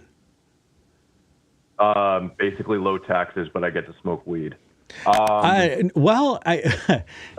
what some people mean, but ultimately, Yeah. what it is that you have this kind of social idea that conservatism is what is beneficial for economies and what would help you in your day to day, and that's not true. And it's talking like that I think people are going to the grocery store and they're getting a whole lot less groceries for the same amount of money. Eggs are more expensive, milk is more expensive, right? Just food is more expensive, and they are coming to different conclusions about why that's the case and are hoping for change. I think most people are hoping, at least when it comes to feeling like you're surviving, are hoping for a similar outcome, right? That the dollar is going to improve. We want to see our dollar be able to buy more, and we want to get more of those dollars per hour when it comes to the work that we do. I come from a line of thinking that this is an artificial problem. This is artificial scarcity that was put in place by big companies. That if the boss makes $1 and everyone has to fight over the dime. I think that a lot of fear and conservative thinking comes from this idea that we need to compete with each other for the scraps that fall off the table after Elon Musk is done eating. And I think that we need to shift. We need to shift to focusing on the I feel like the big players, I think that Amazon and personalities like Elon Musk are having a way bigger impact than we think they do. And I think that I don't know. Again, I'm rambling. I think that the people that we I know that you're against like putting people up on pedestals, but I think that people that we would do so with, AOC or Bernie Sanders or whatever, I think that we need to start pushing them to also engage a little bit more. I mean, I saw that Bernie after the election was like, yeah, the Democrats fucking failed us. Fuck that, man. I'm like, whoa, like why you were all gung ho for all of this, and unless you were really ranting behind the scenes about what they should be doing, which I saw no evidence of, this is not the way to go. You like this needed to be said long beforehand. I think Bernie should at this point have already, for lack of a better term, named a successor. So before you continue that thought, I do want to respond to you there. Yeah. Because if people were bitching about it before the election or during the election, people would have said, "Shut up! We need to rally, or else we're going to lose to Trump." Right. There's always going to be a reason to shut up somebody who has a problem. And so whether it's saying they failed us after the fact or saying that there's a problem during the election process or beforehand, whatever, I don't think we should be shutting down those statements because there's always a quote unquote good reason to shut it down. So yeah, no, I disagree with you there. I also think that we're partially here because we've been spending too much time thinking about people like Bernie Sanders and AOC. I think that if we build communities where we are, then people like Bernie Sanders and AOC are going to need to come to us. You know, I would have agreed with you if it wasn't for the fact that we definitely had, especially with the Palestine-Israel issue, we had a lot of these communities popping up. We had these direct actions happening, and the Democratic Party turned their back on them completely. Yeah. So I'm not sure if that's exactly what needs to be done, because there is these communities coming out, and the Democratic Party just keeps on turning their back on them. Then I think we continue to focus on the local communities, and if the Democratic Party wants our attention, then they're going to need to listen and come. Otherwise, we're not going to keep giving them our attention. Yeah, I don't know if that's I don't know, because if the Democratic Party, who has been known to be the party that loves to lose, they will continue. Like, I mean, look at what they did. That not only did they turn their back on the leftist communities that were popping up, but they actually started flirting with Republicans, like fucking Cheney. And yeah, I was invited onto a different podcast as a guest, and I said this before, that Dick Cheney, to me, right? I was in high school for most of the Bush administration. Yeah, me too. Yeah. Dick Cheney was the face of evil. Yes. If we're on the same side as Dick and Liz Cheney, there's something deeply wrong. Mm-hmm. But it's part of a big swing, and I don't know. I'm trying to, right, when I created this episode, when I titled it, It's Time. I think when I'm saying it's time to get out and do something. And I don't mean, supporting a large national party. I mean helping your neighbors, I am to the right of you, I think, in a lot of ways. But I think that we need to drastically change the party itself. I think that the federalization is something that we need to engage with even more directly. I have had lots of arguments with my more leftist comrades about, especially the socialists, and of course the anarchists. This is just their axiom, but the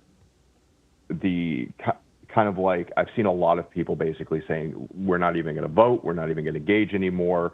They're becoming more fatalistic, and that they're engaging more in the way that you say, is that they want to just do community stuff.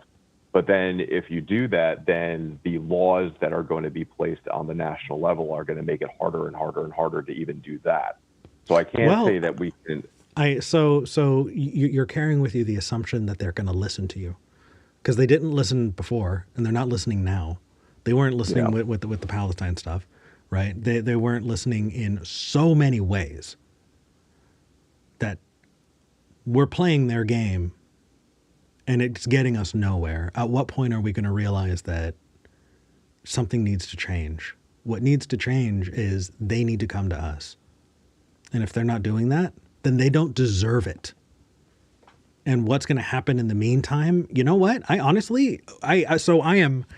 I'm obviously not a Tea Party person. I'm obviously not a conservative. I'm not a Republican. And I think that they actually got their shit together when it comes to recognizing it starts locally. And yes, there was a lot of astroturfing. I totally agree. I'm not going to get into that argument. But they got involved and built up in a way that has absolutely split and changed the way that conservatives look at and talk about these things. I think that they actually got their shit together in a way that we're not. I kind of have I kind of agree with you on that. I think one of the big things that Democrats. Well, I'll give you an example really quick because otherwise I'm going to lose it. My ADHD is getting really bad. Yeah, go ahead. The number of like judges and whatever specific legislative, the number of legislative officials who ran unopposed on my ballot is insane. Like, we talk about, laws being passed, and we talk about, infrastructure and on the large scale, but it is that large scale because there are so many people who are running unopposed in districts all over the country. Yep. Let's oppose them. I think that there are two major things that I want to talk about. The one thing is that I think one of the things that we need to do during these elections is we need to stop doing this. The libs, the people that we unfortunately have to support, have to stop playing this corporate speak, very, proper politicking talk. I think we need to be a lot more. Engaging and fiery about what we're doing. The Democrats can't even talk about the achievements they've done, for God's sakes. Yeah, and that's why the idea of having to support them is, the idea of having to support them came with the implication that if you did, at least they would win. Yeah. Yeah, they didn't do that, so they have no appeal to me when it comes to that. Yeah. Yeah, they like watching these Kamala,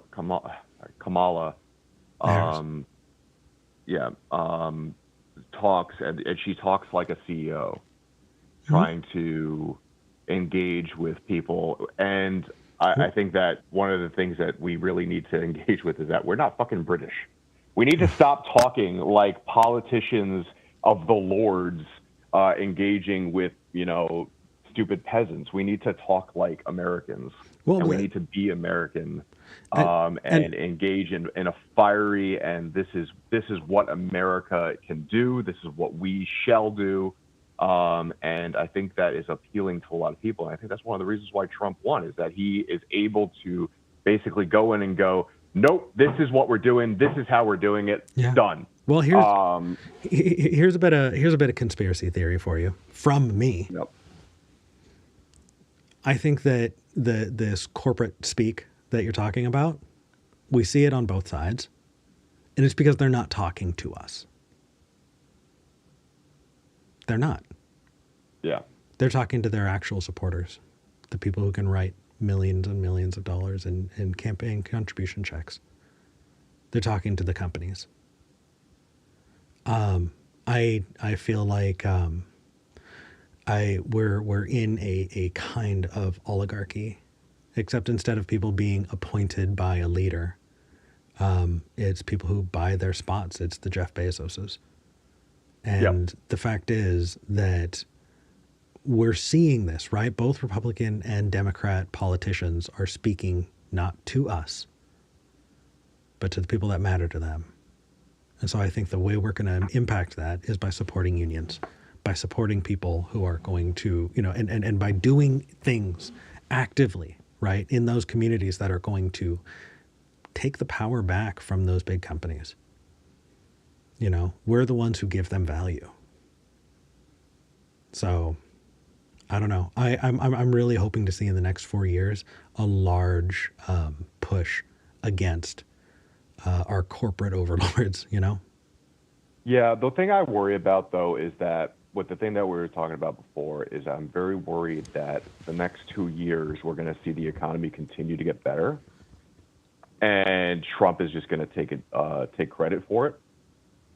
And then do a few things, and then be like, yeah, that was all me, even though it was, the last 4 years of Biden putting in stuff. Yep. And it's going to happen. Let's not pretend like it's not. It's going to happen. Yeah. So it happened with Obama. Yep. And it's not good enough for us to sit back and wait and bitch about it when it does. Mm-hmm. Let's get active. And I think that I think that's a good point. I think we really need to be like, no, because the only thing that Trump did economically last time was the tax cuts. And one of the biggest things that I was engaging with a lot of people, and I actually had a Republican friend who I converted for various reasons. And one of the things I did was I showed him a chart being like, okay, where did the economy start getting better? What would you say? And he talks about like, unemployment, or he talks about, just GDP or whatever. And you I can showed point him, back to the Reagan policies that were put in place. But yeah, but I was going back to the, he was like, oh, Trump did all this stuff and he made everything better. I'm like, well, look at this. And I showed him, I just sat with him and I just said, look, the bar goes down far before Trump did even get in office or pass anything. And it's one, as you were saying, it's these conversations and actually being able to educate and engage with people, to the point where he now probably will never vote Republican again. I am definitely more fatalistic than you on it, because I don't think that ultimately Republican or Democrat are in it for the people. And unfortunately, in this country, so you know what I think? Okay, let's enter a hypothetical where unions got their shit together and really started protesting, started walking out and demanding better wages, better working hours, demanding mass striking. General strike, which will never happen in this country, unfortunately. But just imagine it did. I think that those people would turn to the politicians and say, make it stop.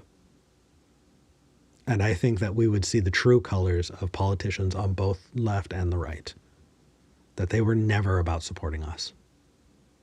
Yeah, I just don't think that there is a possibility for a third left-wing party to get anywhere unless a right-wing party of equal polarization also springs up. Because now what you're going to get is So instead of that's the problem with the large scale thinking, is it's so big that it's impossible. So let's start small.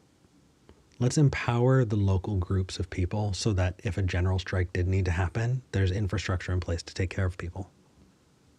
I think that if we all did a little bit more towards that, we can actually get to that place that you're saying is impossible.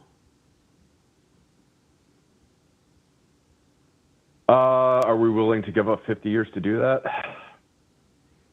No, but if it's 50 years, or what, a Saturday maybe, one day after work? Not engage. I don't mean interpersonally. I mean, are we willing to give up 50 years of elections for that? Are we willing to allow for a continued right-wing push in politics for another couple of generations? Because I do not see any sort of push for a general strike within our lifetimes, even. That's a false dichotomy. Both can happen. We can continue to vote and do local stuff. The thing is, though, I'm not willing to wait until the next election to start seeing change. And if the only change that I can make is local, and knowing that enough local change will make larger change possible, then I need to get local. I feel like this episode, if anything, I have been putting off going to a local group to offer my services when it comes to starting podcasts and making YouTube channels. And after this episode is over, after I do the after show, I'm going straight to a place that I've been wanting to go to so that I can offer my services today. Yeah. I would also like to put in a piece of good news, like the last caller did. Please. And I hope that you know that, like, I think you're wonderful, and I don't think, yeah, pushing back is something that you had to know I was going to do. No, of course. You know that I've been striving for a long time to find things that we disagree on so we can have a fight. Yeah. Because it turns me on. But the good news that I had was that I don't know if you saw that New York enshrined is going to be enshrining trans rights into our Constitution.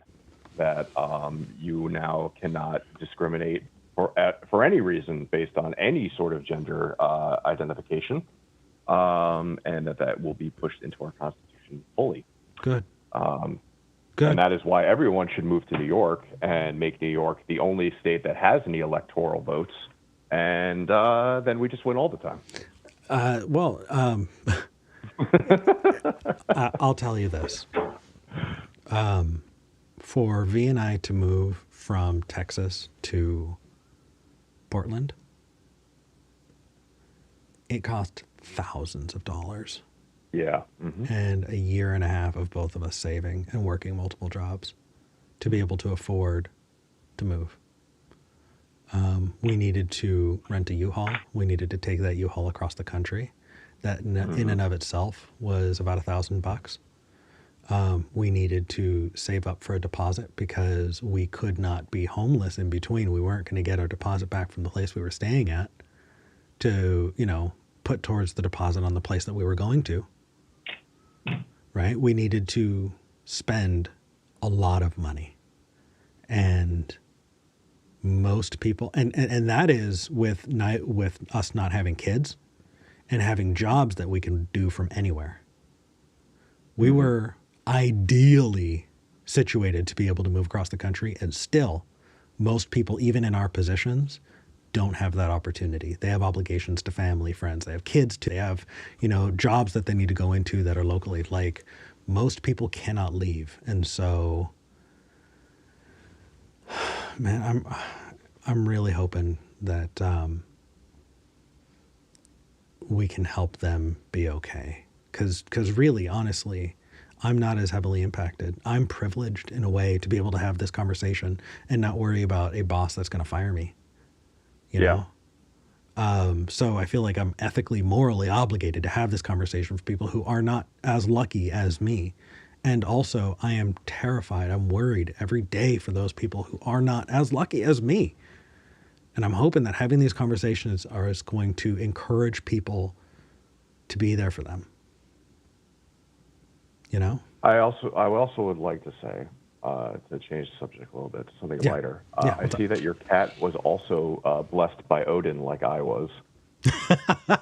Yeah, when we adopted her, she had actually lost her eye a few months beforehand. For people who lost my eye to cancer when I was 3. Yeah? Yep. And so did my dog. Well, I don't know how he lost his, but he also has one eye. So lots of cyclopses in this general area right now. A lot of cyclopses, not a lot of depth perception. No, baseball sucks. Baseball is horrible. That sounds the worst. Don't do that. So when I was in high school, every time baseball time would come around in gym class, I would be first picked in football, last picked in baseball. Oh. And my coach made it worse because he would come closer. And I'm in high school. I'm I'm 17, 18. He's creeping towards me and underhanding at me. And I'm like, please stop. You're not making this any better. No, times like that though, I would you'd love to go back in time just so that you can shame your teacher. Now that you have an adult sensibility, wouldn't it be wonderful to go back in time and be able to look at your teacher deadpan and be like, what the fuck? What are you doing? Yeah. What are you doing? What an idiot. I did not know that. But yeah, no, our kitty cat has lost an eye, and she had some pretty bad accidents before she found her way into our lives, and so we're just gonna care for her for the rest of her natural life.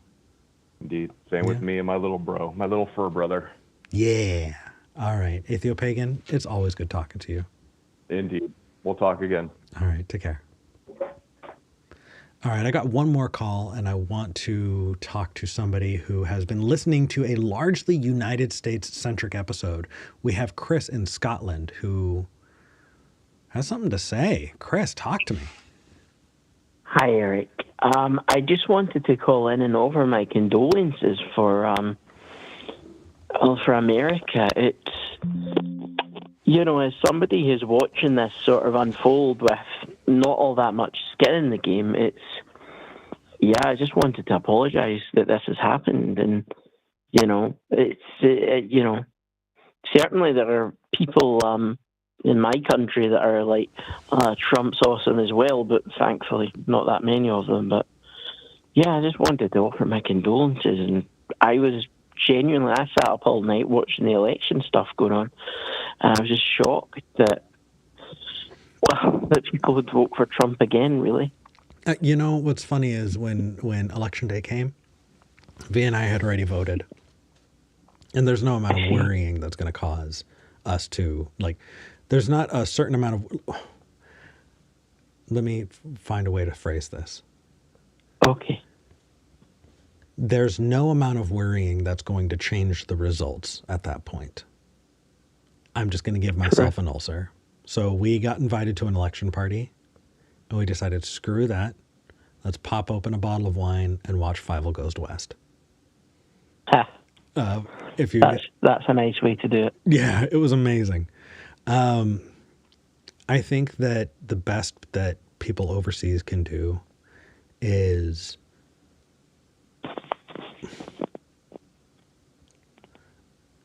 please don't, there's a lot of hyperbole that's going out, a lot of, black and white thinking about, well, this is so obvious when it comes to United States politics. But I think ultimately what we have is a lot of people who are down.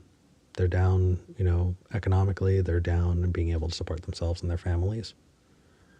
And they have different ideas about... I'm sorry. I didn't mean to interrupt you there. No, it's okay. I think they have different ideas about what they think is going to change that. There's a level of desperation that a lot of people are feeling that I think, a little bit of affirmation can go a long way. Have I ever, I don't know if you've ever watched an episode where I talk about getting hung up on the monkeys. Have I ever told you, have you heard that before? No, I've never heard the phrase before, getting hung up on the monkeys. It's a personal anecdote. So what happened was, I was starting to get into philosophy, and I heard the infinite monkey hypothesis, right? That if you had an infinite number of monkeys in an infinitely large room with typewriters, that eventually they will give you will get the finished works of Shakespeare. That actually every novel ever written will eventually get hammered out by those monkeys at some point. Because that's the nature of infinity. So I'm really excited about this because that was a new thought to me. So I reached out to a friend and I was like, oh my gosh, we need to sit down and have a beer. I need to tell you about this. So we're sitting down and I told him, eventually you're going to get the collected works of Shakespeare. And he said, no, you're not. I said, I don't think you understand the nature of infinity. Let's really, get it. And we argued about this for 4 hours, Chris. 4 hours. And at the end of it, we finally really got to the core of it. And that is that the likelihood in percentages goes up. And as you're talking about infinity, right, the odds of it not happening are infinitely low. No, absolutely. It's not even a matter of intellect. It's just a matter of chance.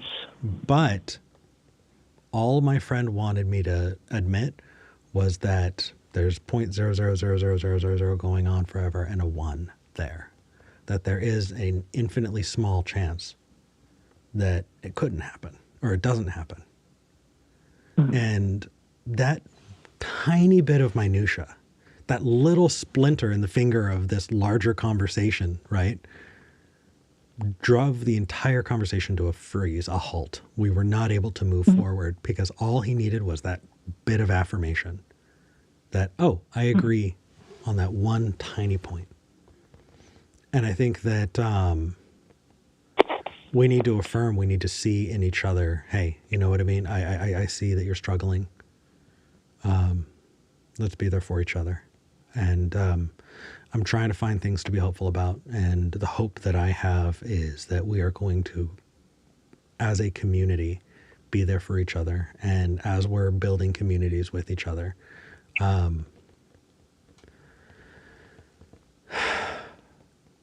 don't know, Chris. Ultimately, it's only for 4 years, and it's possible that it could swing round the other way after that 4 years if Trump doesn't elect himself supreme leader or something like that. I mean, but here's the thing: is Trump's best interests are billionaires' best interests. Yeah. And I think that no matter who wins an election in 4 years, their best interests are going to be billionaires' best interests. And I agree, and I thought your point about the general strike was very telling, because they've been doing everything they can to crush the unions, and to an extent, that's the case in the UK with the likes of Margaret Thatcher. Yeah. I think that our generation needs to take their power back. Absolutely. Yeah. Absolutely. I'm personally, in terms of politics, I'm a socialist, and I'm a big believer in, essentially a good large group of people who are united in a common goal can achieve anything. And ultimately, I think as much as we, and obviously it's different for me, I'm in the UK, but as much as we might sort of deride people who are pro-Trump, and I think it's a sort of a worrying trend of right-wing authoritarianism that is somewhat sweeping the world. I've spoken to some people who are pro-Trump myself, not Americans, but an Australian, a couple of other people who have been quite in with the whole Trump movement. And it seems like a lot of them are just, I think often we think of them as bigots and things like that, but very often I think the issue is just they're not informed about things. And they hear things that Trump says and they believe it. What do you think?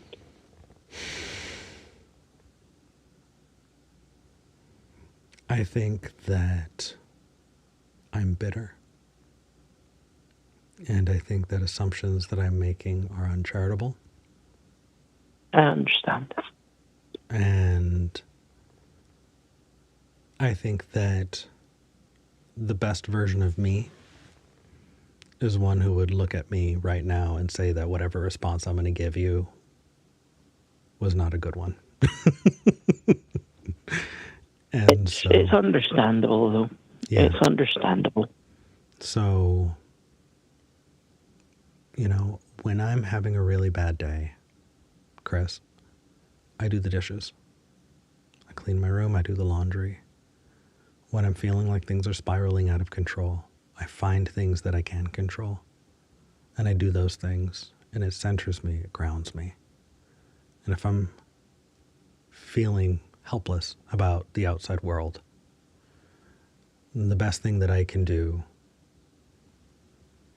is find the things that I can do and do them, Absolutely. And I thought that your sort of approach of doing things in your local community to combat, what's been going on, and to just make the world better, I thought that was really inspiring. And I think we should all, politics or not, I think we should all try to do what we can to make the world even slightly a better place. And I think that you, more than do you, put your part, as does V. No, thank you. And I hope everybody who's watching will take stock of what they can do and get active. That said, this show has been going on for over 2 hours, so I'm going to start wrapping things up. No worries. Chris, thank you for calling But in. listen, you're very welcome. It's been amazing chatting with you again. As always, it is wonderful talking to you too. Take care. Yeah. Cheerio, pal. I do read super chats at the end of every episode, and I do have a couple super chats that are waiting, and so I'm going to do that. Sean Isherwood actually sent in 2 super chats, £5 a pop. Thank you, Sean. First thing Sean says is truth values and the topos are defined as morphisms from the terminal object to the sub-object classifier. They form a poset, which has a Hating algebra. Sean Isherwood, I don't know if just because I've done a 2-hour show, but I cannot make heads or tails of that at the moment. But thank you for the super chat. The next thing you say is regarding the infinite monkeys, that leftover probability tends to 0. Look up limits is the same as arguing 1 equals 0.99 recurring. I agree. And that's why it was a 4-hour long argument, because all that person wanted was a little bit of affirmation. I didn't disagree. I didn't change my opinion. I said, I recognize that it is infinitely small, but it's there. Theoretically, there's some, that's all it took. That's all it took to move forward in the conversation. And, yeah. All right, everybody. I am going to hop into the after show. It has been going on for over half an hour. People in the Discord hanging out, talking. And yeah, I'm going to blow off some steam and take off the jacket and chill with people. If you would like to join us, the link is in the description. Hit the like button, hit subscribe. That helps the show go. It helps it get out, especially for an episode like this, because I think that it is not going to get pushed by the algorithm. So if you thought that any of these conversations were useful, please hit the like button, hit subscribe, share this out to anybody who you think would benefit from it. I know it's been a tough week, and I've wanted to offer hope without blowing smoke up your ass. I don't want to lie, and I don't want you to feel like I'm being simplistic about it. We can approach things honestly, we can approach them openly, we can do things that actually have an impact. We can make things better, and we can start now. And that is not an empty promise, because it's putting something on you too. You've got to do it. You've got to go out and start making things better. You've got to go out and start supporting your neighbors. We have to do that together. Whatever you do, whichever section you do that in, be that in education, be that in local government, be that in helping the homeless, or finding, places for people who have been, disenfranchised, kicked out from their families for whatever, reasons. Like, there are neighbors in need. Human hands solve human problems. And there is a reason for hope there. That said, thank you so much for joining me. I know this was a different kind of episode, but I think we needed to have it. I hope you have a wonderful rest of your week. And until next time, I'm glad we had this talk.